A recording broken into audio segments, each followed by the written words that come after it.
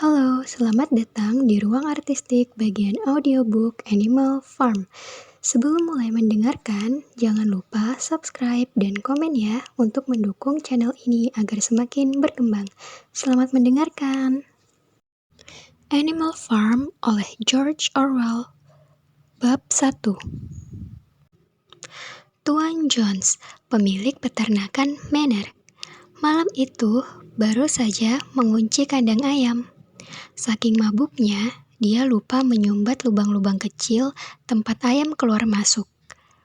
Sambil memegang lampu minyak yang sinarnya meliuk-liuk ke sana kemari, dia sempoyongan berjalan melewati pekarangan, menyepakkan kakinya yang terbungkus sepatu bot ke lawang belakang rumahnya.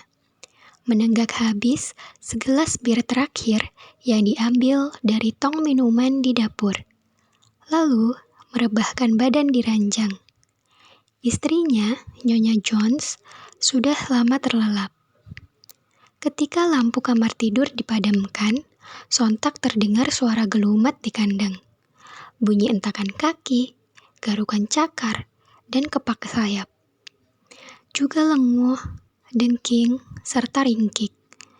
Di sepanjang hari tersiar berita, si tua Major, babi putih yang pernah beroleh pita juara lomba, bermimpi aneh di malam sebelumnya, dan berniat menyampaikan mimpi itu kepada binatang-binatang lain. Mereka semua telah disepakati akan berkumpul di kandang besar saat Tuan Jones sudah meninggalkan tempat itu. Si tua Major, begitulah ia selalu disapa. Kendati ia pernah dijuluki si cantik Willingdon sewaktu ikut lomba. Amat dihormati di peternakan itu, sehingga siapapun sudi kehilangan waktu tidur 1 jam demi mendengarkan apapun yang ia utarakan.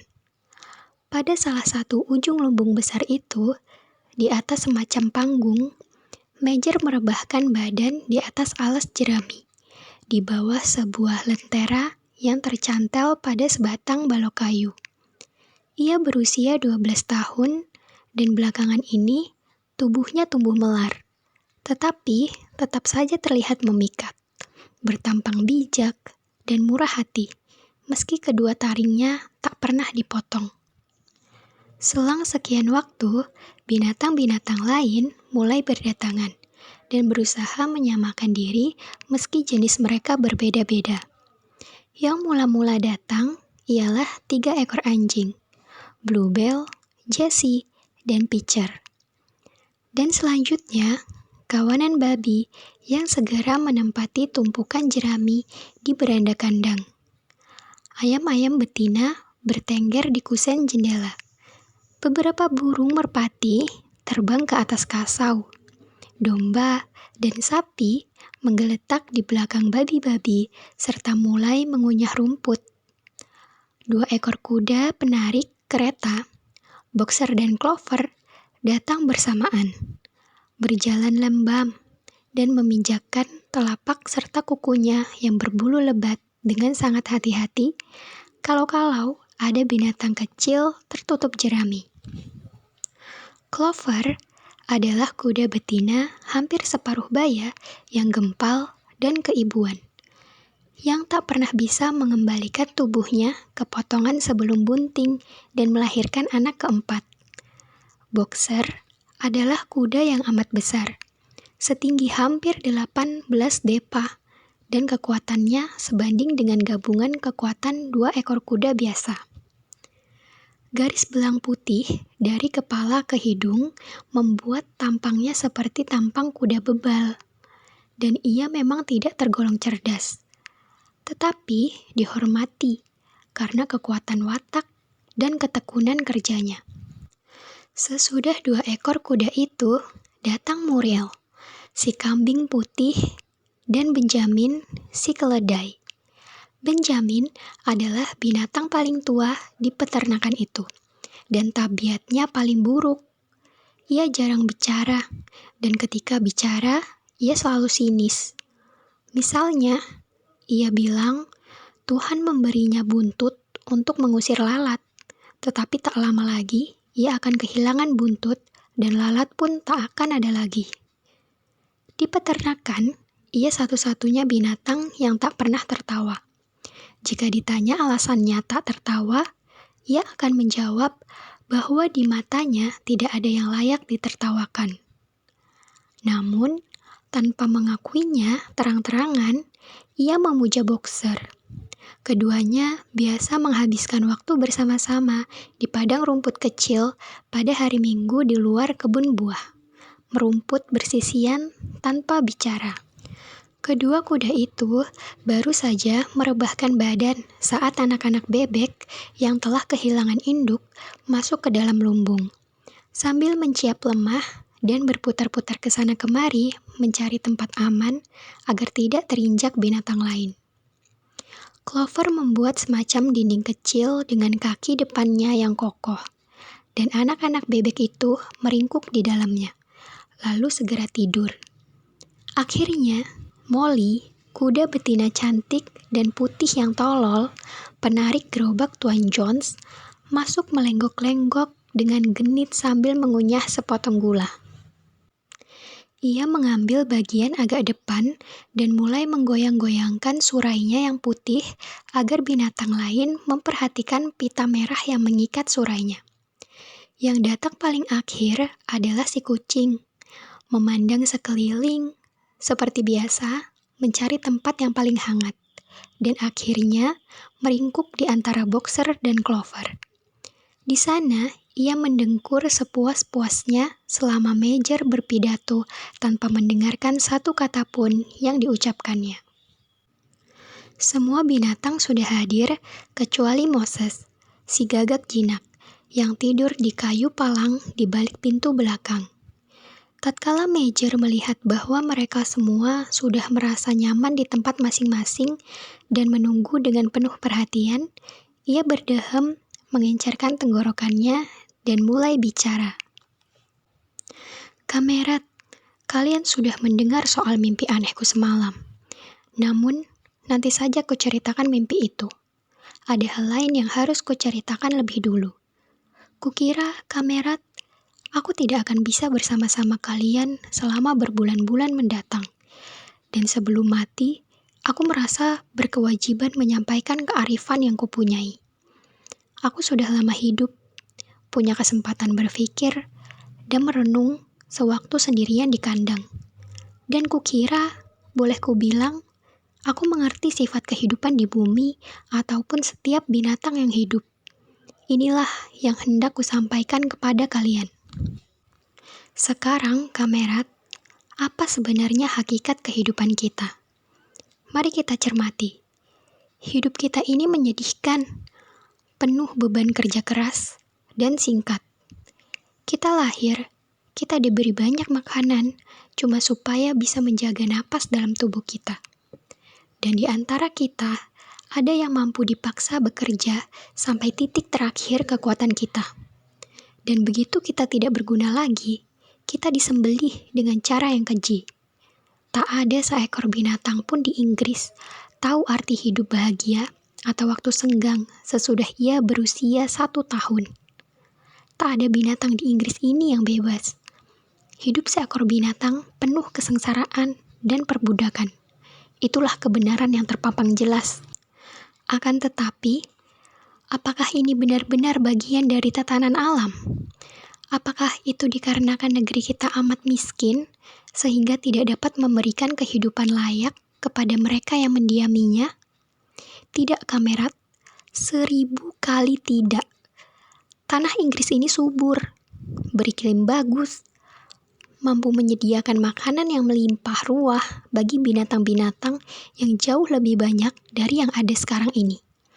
Peternakan kita ini bisa memberi makan belasan kuda, 20 sapi, ratusan domba, semuanya hidup sejahtera dan layak melebihi yang dapat kita bayangkan. Lantas, kenapa kita terus-menerus hidup dalam kesengsaraan ini? Sebab hampir semua hasil kerja kita dirampas oleh bangsa manusia. Itulah, Kamerat, jawaban masalah kita. Semua itu bisa dirumuskan dalam satu kata, manusia. Manusia itu semata musuh kita. Singkirkan manusia dari bumi, Dan akar sumber masalah kelaparan dan kerja yang melampaui batas pun akan hilang selama-lamanya. Manusia cuma makhluk konsumen, bukan produsen. Dia tidak menghasilkan susu, dia tidak bertelur, dia terlalu lemah menarik bajak. Dia tidak sanggup berlari cepat untuk menangkap kelinci. Namun, dia penguasa semua binatang. Dia menyuruh binatang bekerja. Dia memberi binatang sesedikit mungkin cuma untuk menjaga jangan sampai binatang kelaparan. Sisanya untuk dirinya sendiri. Tenaga kita diperas untuk membajak tanah. Kotoran kita dipakai untuk menyuburkan tanah. Tapi tak satu pun dari kita punya tanah yang lebih luas dari kulit kita. Kalian para sapi, kulihat sendiri berapa ribu tong susu yang sudah kalian hasilkan sepanjang tahun lalu. Dan apa yang terjadi dengan susu yang seharusnya untuk digunakan membesarkan anak-anak sapi itu? Setiap tetes susu masuk ke kerongkongan musuh kita. Dan kalian ayam-ayam betina, berapa ratus butir telur sudah kalian hasilkan? Dan berapa yang ditetaskan menjadi ayam? Sisanya dibawa ke pasar untuk dijual oleh Jones dan anak buahnya. Dan kau, Clover, mana keempat anakmu yang sudah kau lahirkan dengan susah payah? Siapa yang akan merawatmu dan membahagiakanmu kalau kau sudah tua nanti? Mereka dijual begitu berumur 1 tahun. Kau tidak akan pernah melihat mereka lagi. Dan apa yang kau terima sebagai pengganti kehilangan anak-anakmu dan semua kerja kerasmu di ladang? Apa yang kau dapatkan kecuali jatah makanan dan kandang? Dan sekalipun kita hidup sengsara, kita tidak diperbolehkan untuk mencapai rentang hidup alami mereka. Aku tidak mengeluh, karena aku salah satu yang beruntung. Umurku 12 tahun, dan sudah melahirkan lebih dari 400 anak. Itulah hidup yang lazim bagi seekor babi. Tapi pada akhirnya, tak ada binatang yang lolos dari pisau bengis. Kalian, para babi muda yang duduk di depanku, dalam waktu setahun ini, masing-masing dari kalian akan menjerit meregang nyawa di atas balok kayu. Hal menyeramkan itu pasti akan menimpa kita semua. Sapi, babi, ayam betina, domba, semuanya. Bahkan nasib kuda dan anjing tidak bakal lebih baik. Kau boxer, suatu hari nanti, otot-ototmu yang besar itu akan kehilangan tenaga. Jones akan menjualmu kepada pedagang daging binatang tua yang akan menyayat-nyayat tenggorokanmu, kemudian merebusmu untuk makanan anjing. Dan kepada anjing-anjing itu, sewaktu mereka beranjak tua dan ompong, Jones akan mengikatkan batu bata pada leher mereka dan menenggelamkan mereka ke dalam kolam terdekat. Tidakkah jelas, kamerat? Semua kemalangan dalam hidup kita dipicu oleh kelaliman manusia. Cukup dengan menyingkirkan manusia, kita akan mendapatkan hasil kerja kita. Kita akan menjadi kaya dan bebas cuma dalam waktu 2 minggu. Lantas, apa yang mesti kita perbuat? Oh, bekerja siang dan malam, jiwa dan raga untuk menghancurkan kekuasaan bangsa manusia. Inilah pesanku kepada kalian, kamerat. Pemberontakan. Aku tidak tahu kapan pemberontakan itu akan terjadi. Barangkali dalam waktu 1 minggu atau 1 abad. Tapi aku tahu, aku yakin sepenuhnya, sebagaimana aku melihat jerami yang kuinjak ini. Bahkan cepat atau lambat, keadilan akan terwujud. Pusatkan perhatian kalian pada rencana itu, kamerat. Kerahkan sisa-sisa hidup kalian yang singkat ini. Dan di atas semuanya, sampaikan pesan ini kepada yang lain. Sehingga generasi mendatang akan melanjutkan perjuangan ini sampai mendapat kemenangan. Dan ingat, kamerat, kemantapan hati kalian tidak boleh goyah. Alasan apapun tidak boleh membikin kalian bimbang. Jangan dengarkan kalau mereka bilang manusia dan binatang punya kepentingan yang sama. Bahwa kesejahteraan yang satu adalah kesejahteraan yang lain. Ini bohong. Manusia tidak pernah melayani siapapun kecuali dirinya sendiri. Dan di antara kita, binatang-binatang, mari wujudkan persatuan yang sempurna, persaudaraan yang sempurna dalam perjuangan. Semua manusia adalah musuh, semua binatang adalah sahabat. Sontak gemuruh sorak-sorai membahana. Tatkala Major sedang bicara, 4 ekor tikus besar keluar dari lubang persembunyian mereka dan duduk menyimak pidato itu. Anjing-anjing mendadak melihat tikus-tikus itu, dan dengan satu gerakan gesit, keempat tikus itu masuk kembali ke dalam lubang guna menyelamatkan diri. Major mengentakkan kakinya agar semua diam. "Kamerat," ujarnya, "inilah hal penting yang harus kita tentukan. Makhluk-makhluk liar seperti tikus dan kelinci, mereka ini teman atau musuh kita? Mari kita ambil suara. Aku bertanya kepada kalian, apakah tikus-tikus itu teman kita?" Pengambilan suara segera dilakukan, dan sebagian besar binatang sepakat bahwa tikus adalah teman. Cuma ada 4 yang tidak setuju, 3 ekor anjing dan seekor kucing, yang kemudian diketahui bahwa mereka memberikan suara kepada kelompok yang menganggap tikus sebagai teman, tetapi mendukung pula kelompok yang menganggap tikus selaku musuh. Major melanjutkan pidatonya. "Aku mau tambahkan, aku ulangi.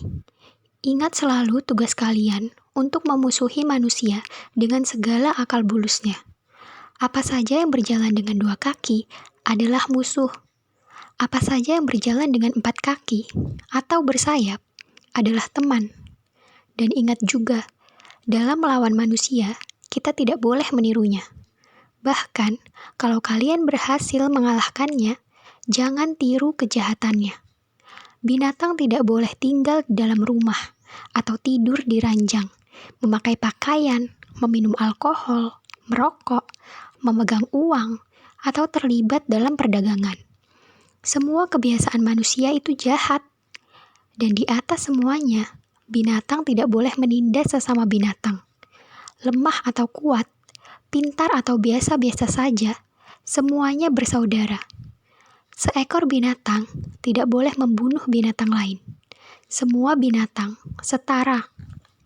Dan sekarang, kamerat, akan kuceritakan kepada kalian mimpiku semalam. Aku tidak bisa menggambarkan mimpi itu kepada kalian. Mimpiku adalah mimpi tentang wujud bumi kita ini sewaktu manusia sudah binasa. Namun, itu mengingatkan aku pada sesuatu yang sudah kulupakan. Bertahun-tahun lampau, sewaktu aku masih kecil, ibuku dan babi-babi betina lainnya biasa menyanyikan sebuah lagu lama yang mereka tahu cuma nadanya, dan cuma hafal 3 kata pertama lagu itu. Aku tahu nada lagu sewaktu aku kecil, tapi itu sudah lama hilang dari ingatanku. Namun, semalam lagu itu kembali muncul dalam mimpiku. Dan bukan cuma nada, melainkan juga kata-katanya. Liriknya. Lirik, aku yakin, yang dinyanyikan oleh binatang beberapa tahun lalu dan hilang dari ingatan sekian generasi. Akan kunyanyikan lagu itu bagi kalian, kamerat. Aku sudah tua dan suaraku serak, tapi sewaktu kuajarkan nadanya kepada kalian, kalian akan bisa menyanyikannya sendiri dengan lebih baik. Lagu itu berjudul Binatang Inggris.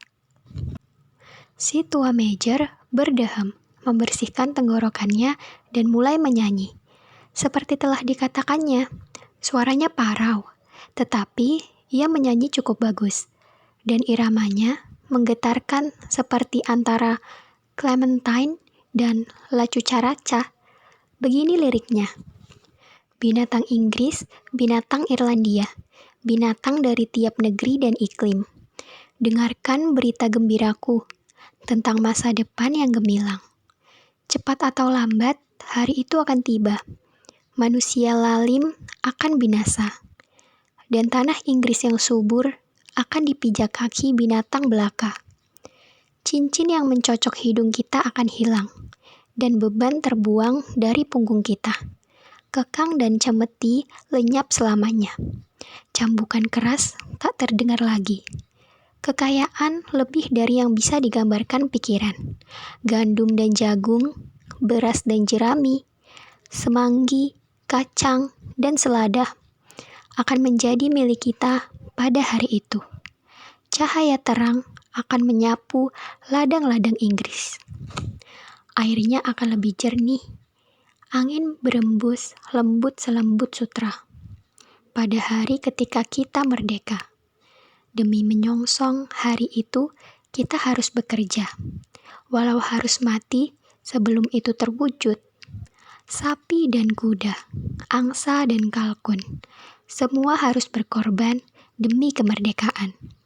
Binatang Inggris, binatang Irlandia, binatang dari tiap negeri dan iklim. Dengarkan berita gembiraku tentang masa depan yang gemilang. Nyanyian ini menyebabkan binatang-binatang gembira tak terkira. Mereka lantas mulai menyanyi, kendati Major belum selesai melantunkannya. Binatang paling bodoh sekalipun sudah hafal nadanya dan beberapa lirik. Dan bagi yang pintar, misalnya babi dan anjing, mereka hanya butuh waktu beberapa menit untuk menghafalnya. Lalu, setelah mencoba beberapa kali, seluruh binatang penghuni kandang itu serentak menyanyikan binatang Inggris dengan membahana. Sapi-sapi dengan lenguh mereka, anjing-anjing dengan gonggongan mereka, domba-domba dengan embikan mereka, kuda-kuda dengan ringkikan mereka, bebek-bebek dengan lengking mereka.